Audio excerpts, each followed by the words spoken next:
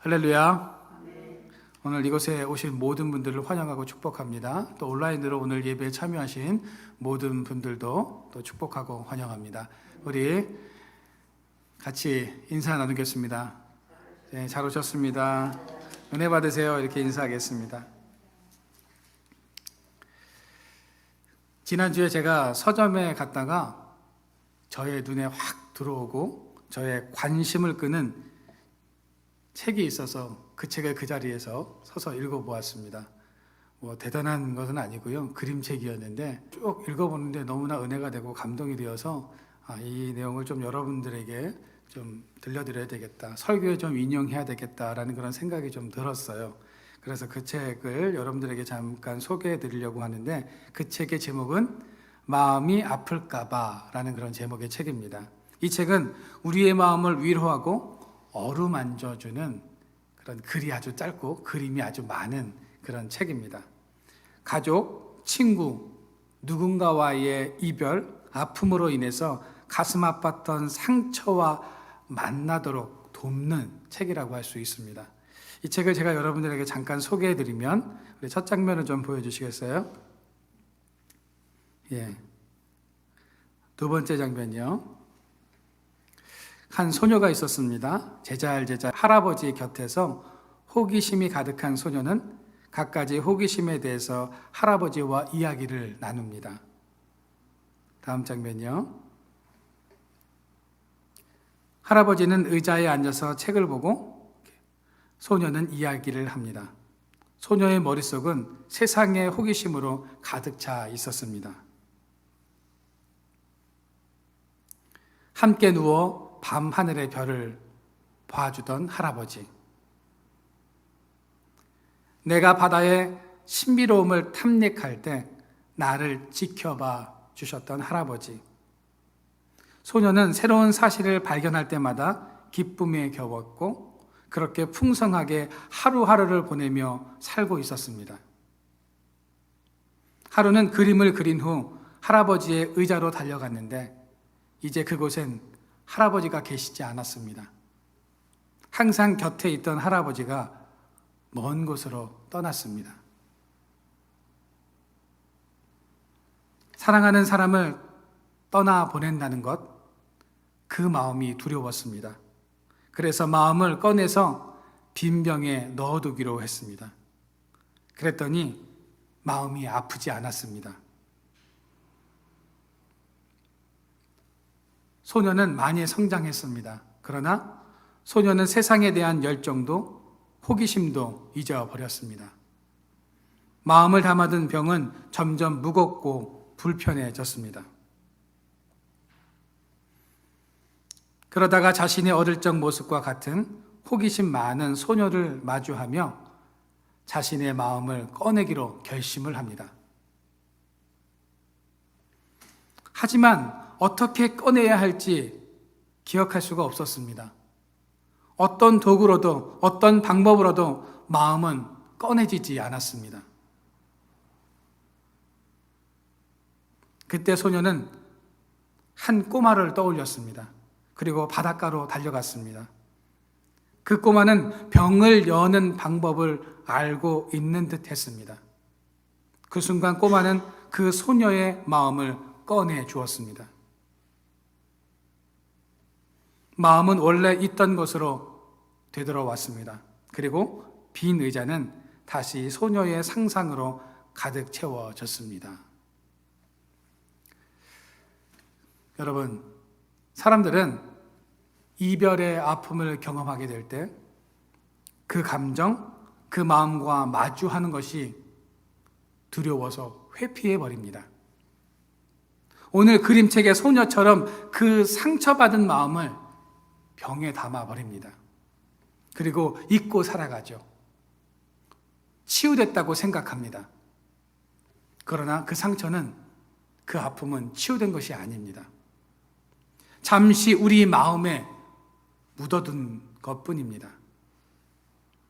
그 묻어둔 상처는 언젠가 우리를 불편하게 하고 우리를 힘들게 합니다. 그래서 상처는 꺼내 놓아야 하는 것입니다. 그 상처와 아픔을 꺼내 놓을 때 우리는 위로를 받고 치유함을 받을 수 있게 되는 것이죠. 여러분들은 어떠한 상처를 가슴에 묻어둔 채로 살아가고 계십니까? 인생의 외로움, 상처, 아픔을 숨기고 싶어서 더 이상 마음을 다치고 싶지 않아서 우리의 상처난 마음을 숨겨놓고 있는 것은 아닙니까? 마음의 문을 혹시 닫고 살아가고 있는 것은 아닙니까? 오늘 책의 소녀처럼 가슴 아팠던 상처와 만나는 것이 두려워 회피하고 있는 것은 아닙니까? 여러분, 나의 상처난 마음을 주님 앞에 꺼내 놓아야 합니다. 그 마음을 주님께 꺼내 놓을 때 거기서부터 치유가 시작되고 주님의 위로를 받게 되는 것입니다. 오늘날 많은 사람들에게 필요한 것이 있다면 그것은 바로 위로입니다. 우리는 수많은 상처와 아픔을 가지고 살아가기 때문입니다. 하지만 나의 마음을 이해해 줄 수 있고 나를 위로해 줄 수 있는 사람은 그리 많지는 않습니다. 나를 낳아주신 부모도, 나를 잘 알고 있는 배우자도, 때로는 절친도 나를 힘들게 하고 나에게 상처를 주기 때문입니다. 이 세상에는 어느 누구도 나의 마음을 이해하거나 위로해 줄 수 있는 사람이 없을 수도 있습니다. 그런데 성경에는 나를 위로해 주시는 분이 계시다고 우리에게 분명히 말씀하고 계십니다. 그분이 누굴까요? 네, 예수님, 하나님. 성경에는 이렇게 표현하고 있어요. 보혜사 성령이라고 표현하고 있습니다. 요한복음 14장 16절, 여러분들이 오늘 읽으셨던 말씀에 보시면 내가 아버지께 구하겠으니 그가 또 다른 보혜사를 너희에게 주사 영원토록 너희와 함께 있게 하리니 라고 말씀하고 있습니다. 보혜사는요, 위로자라는 그런 뜻을 가지고 있습니다. 성령께서 우리의 위로자가 되어주시며 그 위로자는 영원토록 우리와 함께 하신다는 것입니다. 위로라는 말은 헬라어로 파라칼레오라고 합니다. 격려하다, 용기를 북돋아주다, 위안을 준다라는 그런 뜻을 가지고 있습니다. 여러분, 성령께서는 용기를 북돋아 주시고 위안을 주시며 여러분들을 격려해 주시는 분이십니다. 그 성령 하나님을 통해서 상처로 가득한 여러분들의 마음이 위로받기를 소망합니다. 그렇다면 성령님께서는 우리를 어떻게 위로해 주시는가 우리가 알아보면서 같이 은혜를 나누고자 합니다. 첫째는 인생의 문제를 해결해 주심으로 우리를 위로하십니다. 누가복음 18장 말씀해 보시면 예수님께서 비유로 말씀을 하고 계십니다. 어느 한 도시에 원통한 일을 당한 한 과부가 살았습니다. 아무런 힘이 없는 이 과부는 자기가 당한 일이 너무나 억울해서 그 도시의 재판관을 찾아가서 자신의 사정을 호소하죠. 그런데 그 재판관은 과부의 원통한 일을 무시하고 완전히 아무런 얘기도 들어주지 않았습니다. 그러나 과부는 포기하지 않고 매일 계속 찾아가서 자신의 문제를 호소하죠. 이 불의한 재판관은 이 과부가 매일과 같이 나를 번거롭게 하는데 내가 그 원한을 풀어주지 않으면 계속 나를 괴롭게 하겠구나 라고 생각하면서 과부의 문제를 해결하게 됩니다. 여러분, 예수님께서는 왜 이 비유의 말씀을 하고 계실까요? 하나님은 밤낮 부르짖는 자의 그 기도를 외면하는 분이 아니시라는 것입니다. 그러므로 포기하지 말고 하나님 앞에 구하라고 말씀하고 있는 것입니다. 오늘 성경 본문인 누가복음 18장 7절 말씀해 보시면 하나님께서 그 밤낮 부르짖는 택하신 자들의 원한을 풀어주지 아니하시겠느냐, 그들에게 오래 참으시겠느냐라고 말씀하고 있습니다. 예수님께서는 누가복음 18장 7절을 통해서 기도의 원리 두 가지를 우리에게 말씀해 주고 있습니다. 하나는 부르짖어 기도해야 한다는 것이고, 또 하나는 포기하지 말라는 겁니다. 인생의 문제 앞에서 부르짖어 기도하는 사람들은 많습니다. 그러나 끝까지 포기하지 않고 기도하는 사람은 별로 없다는 거죠. 대부분 다 포기를 해버립니다. 왜 포기할까요? 기도하다가 낙심이 되기 때문입니다. 낙심은 말 그대로 마음이 떨어진다는 뜻입니다. 여러분, 마음이 어디서 떨어지는 것일까요? 마음이 있어야 하는 그 자리에서 떨어졌다는 뜻입니다. 성도들의 마음이 있어야 할 그 믿음의 자리에서 떨어졌다는 것이죠. 하나님을 사랑하는 마음이 떨어졌다는 것을 말하는 것입니다.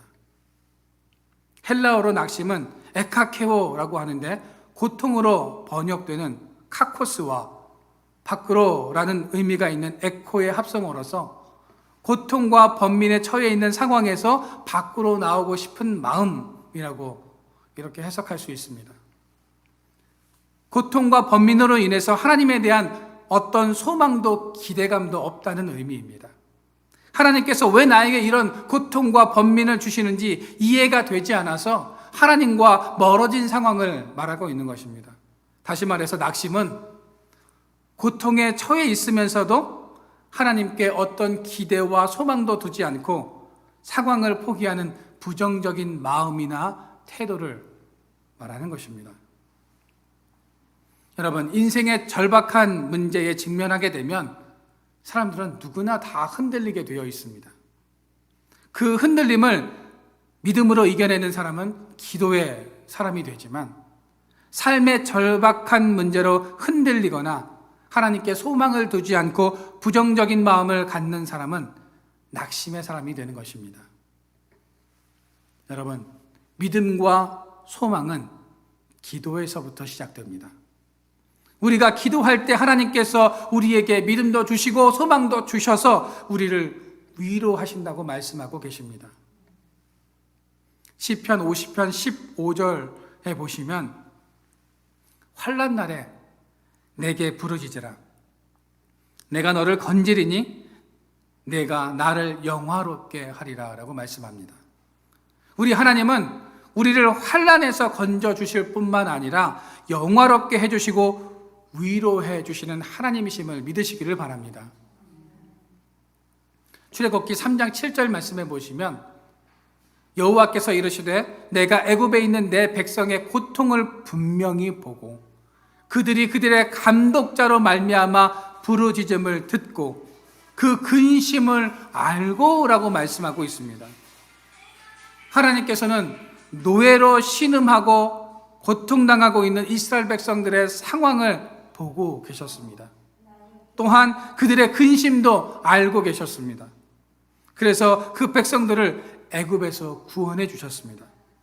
여러분, 이스라엘 백성들의 고통을 보고 계신 하나님, 그 근심을 알고 계신 하나님께서는 우리의 고통을 보고 계시며 그 근심을 알고 계십니다.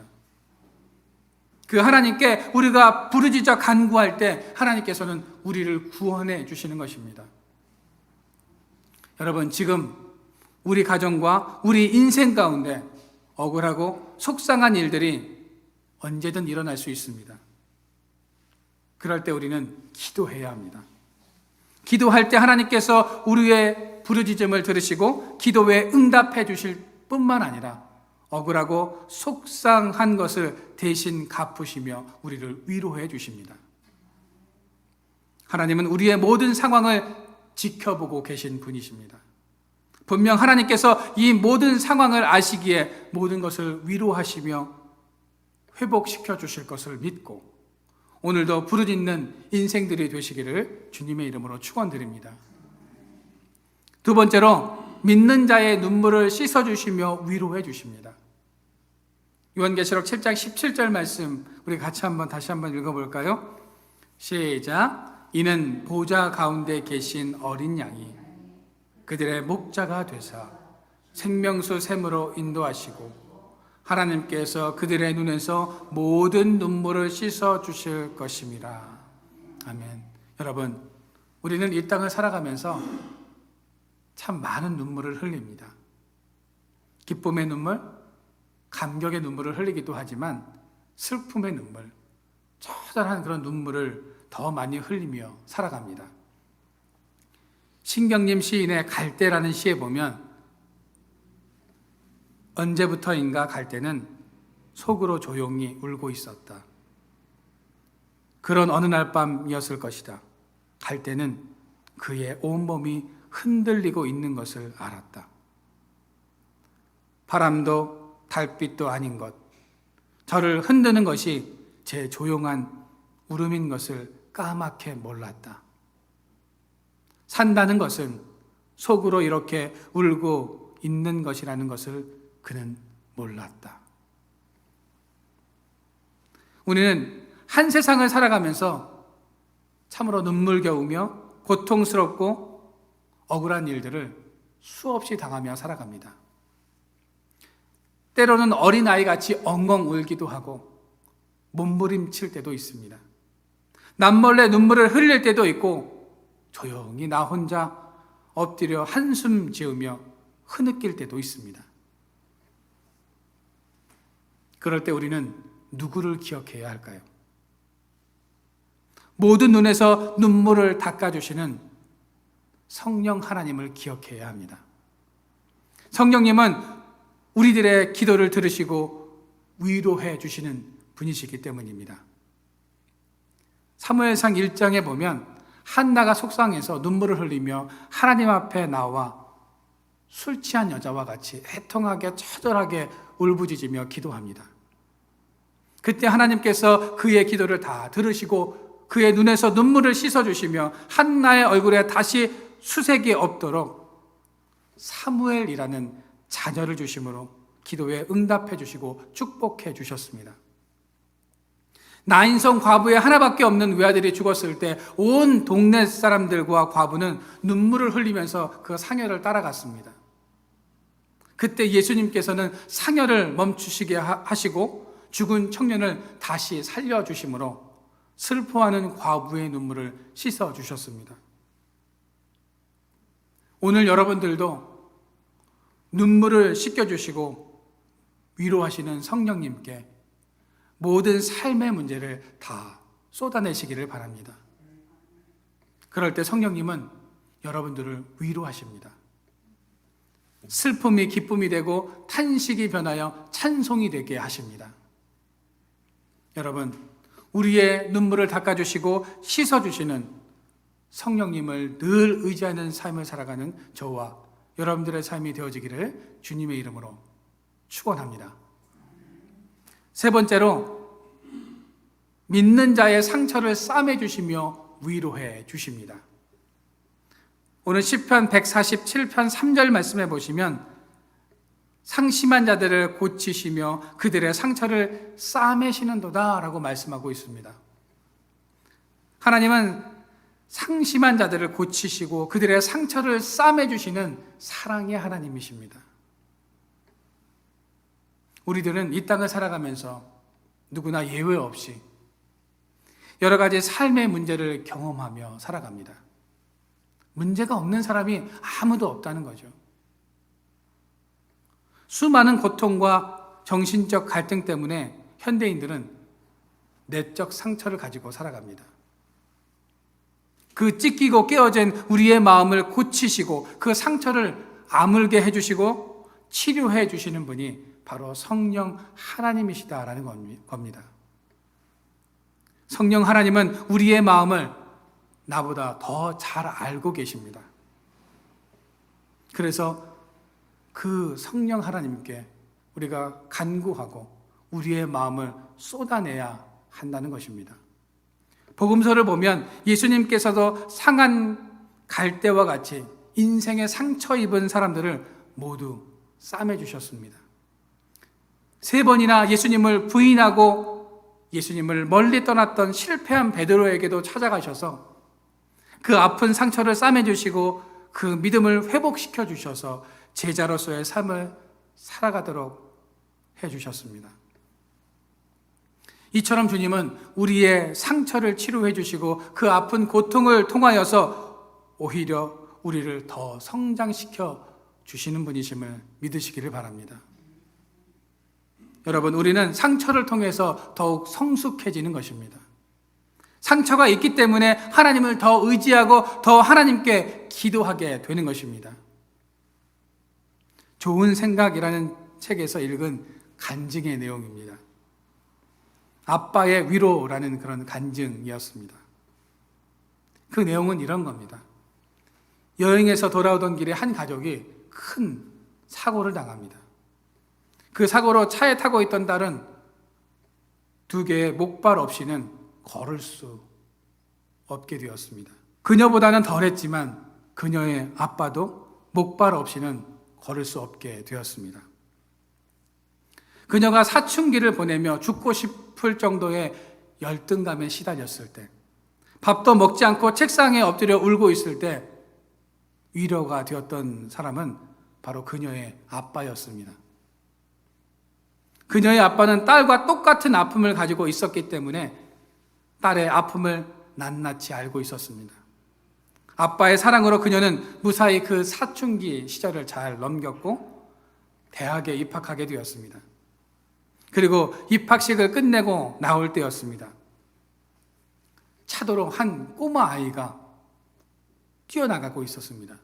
그런데 그녀의 아빠가 그 모습을 지켜보고 있다가 보조 다리도 없이 그 아이를 향해 전속력으로 달리기 시작했습니다. 그 모습을 보고 있던 딸은 너무나 깜짝 놀랐습니다.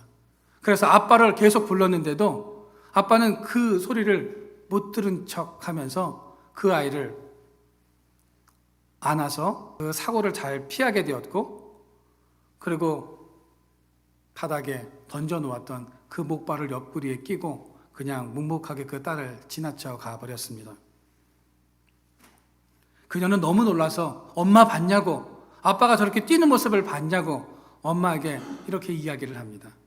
그랬더니 그 엄마가 담담하게 그 딸에게 이런 이야기를 합니다. 놀라지 말고 엄마 말 잘 들어. 언젠가는 너도 알게 되리라 생각했어. 아빠는 사실 보조다리가 필요 없는 정상인이었어. 그때 아빠는 팔만 조금만 다쳤어. 그런데 4년 동안 보조다리를 짚고 다니신 거야. 같은 아픔을 가져야만 아픈 너를 위로할 수 있다고 말이야. 여러분, 성령 하나님은 우리가 아파하고 힘들어할 때, 상처로 인해서 신음하고 있을 때 우리와 같이 아파하시며 위로해 주시는 분이심을 믿으시기를 바랍니다. 그 위로자 되시는 성령님께 우리의 마음을 쏟아내야 하는 것입니다. 지금도 우리의 마음 문을 놓고 하시는 그 성령님께 우리의 마음 문을 열고 그분의 위로로 충만한 삶을 살아가는 저와 여러분들의 삶이 되어지기를 주님의 이름으로 축원드립니다. 마지막 네 번째로, 지쳐 쓰러진 사람에게 새 힘을 주시며 위로하십니다. 이사야 40장 30절부터 31절 말씀을 같이 한번 읽어보도록 하겠습니다. 소년이라도 피곤하며 곤비하며 장정이라도 넘어지며 자빠지되 오직 여호와를 앙망하는 자는 새 힘을 얻으리니 독수리 날개치며 올라감 같을 것이요 다른 박질하여도 곤비치 아니하겠고 걸어가도 피곤치 아니하리로다. 아멘. 여러분, 제가 이 말씀을 다른 번역으로 한번 읽어드리겠습니다. 청소년이라도 피곤하고 지치며 건장한 청년이라도 넘어지고 맥없이 비틀거릴 수 있습니다. 그러나 오직 하나님을 바라보고 의지하는 자에게는 새 힘을 얻어 독수리처럼 날개치며 올라갈 것이요 달려가도 지치지 않고 걸어가도 피곤치 않을 것입니다 라고 말씀하고 있습니다. 여러분들의 삶이 하나님께서 주시는 새 힘을 통해 하나님의 위로하심을 얻는 삶을 살아가시기를 바랍니다. 지치지 않고 피곤하지 않는 삶이 되시기를 바랍니다. 열왕기상 19장에 보면 엘리야가 갈멜산 대결 이후에 아합과 이세벨의 미움을 받아서 브엘세바로 도망을 갔다가 로뎀 나무 밑에서 쓰러져서 실망한 나머지 하나님께 죽기를 간구합니다. 하나님, 너무 힘들고 지칩니다. 차라리 이렇게 쫓기는 인생을 사느니 죽는 것이 낫겠습니다. 저희 영혼을 하나님 걷어가 주시옵소서. 얼마나 힘들었으면 이런 고백을 했을까요? 여러분, 엘리야가 왜 이렇게 지쳤을까요? 그 까닭은 그가 갈멜산에서 너무 많은 힘을 써서 탈진했기 때문입니다. 그때 하나님께서는 천사를 통해서 그 엘리야를 어루만져 주시고 물과 떡을 먹이시며 그를 위로하십니다. 그리고 세미한 음성으로 말씀하십니다. 내가 어찌하여 여기 있느냐, 일어나라 라고 말씀하십니다. 엘리야는 그 하나님의 음성을 듣고 새 힘을 얻어서 로뎀나무 밑에서 다시 일어설 수 있었습니다. 여러분, 위로는 우리의 마음을 어루만져 줄 뿐만 아니라 다시 일어날 수 있는 새 힘을 줍니다. 1984년 미국 LA에서 올림픽이 열렸을 때 중국 여자 수영 선수가 다이빙에서 금메달을 딴 적이 있었습니다. 그 금메달을 딴 후에 인터뷰를 했습니다. 당신은 동양 여자로 몸집도 아주 왜소한데 어떻게 그렇게 부드러운 동작과 침착하고 차분한 모습으로 고공에서 아름답게 연기를 할 수 있었습니까? 라고 기자가 물었습니다. 그때 그녀가 이렇게 대답합니다. 저는 어릴 때부터 100m 경기를 아주 좋아했습니다. 그런데 경주에 나가면 자주 엎어지고 넘어졌습니다.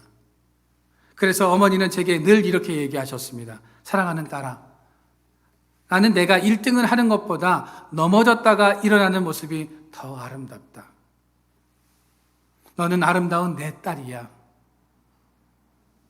저는 다이빙을 시작하면서 실수하고 사고도 났지만 그때마다 어머니께서는 동일하게 말씀하셨습니다. 넘어졌다가 일어나는 모습이 더 아름다워. 어머니의 이 말씀이 내게 힘이 되었기에 아름다운 다이빙을 연출할 수 있었던 것입니다. 라는 이런 인터뷰를 한 적이 있습니다. 여러분, 오늘 우리의 삶의 현장이 얼마나 힘이 들고 고달픕니까? 괴롭고 답답한 일들 때문에 때로는 울고 싶기도 하고 원통하고 억울한 일을 통해서 통곡하고 싶을 때도 있습니다. 아무리 성공을 하려고 몸부림 쳐봐도 앞뒤가 다 막혀 있고 이렇게 시도해도 안 되고 저렇게 시도해도 희망이 보이지 않을 때도 있습니다. 상처는 더 커지고 골은 더 깊어만 갑니다. 그러나 이렇게 힘들고 더 어려운 때일수록 낙심하지 말고 우리는 하나님을 붙들어야 합니다. 비 온 뒤에 땅이 더 단단하게 굳는 것처럼 시련은 사람을 강하게 만들고 우리의 믿음도 고난 후에 더 성숙하게 되는 것입니다. 그러므로 낙심하지 말고 하나님을 바라보고 새 희망의 씨앗을 오늘 심기를 바랍니다. 하나님은 오늘 우리의 아픔을 아시고 우리의 상처를 싸매주시는 위로의 하나님이십니다. 뿐만 아니라 하나님은 우리에게 용기와 희망을 주시고 세상을 이길 수 있는 새 힘과 능력을 더딥혀 주시는 하나님이십니다. 여러분, 아무리 어려운 일이 있고 장애물이 있다 하더라도 포기하거나 실망하지 말고 전능하신 하나님을 바라보고 기도하면서 위로부터 오는 새 힘을 얻는 저와 여러분들의 삶이 되어지기를 주님의 이름으로 축원드립니다.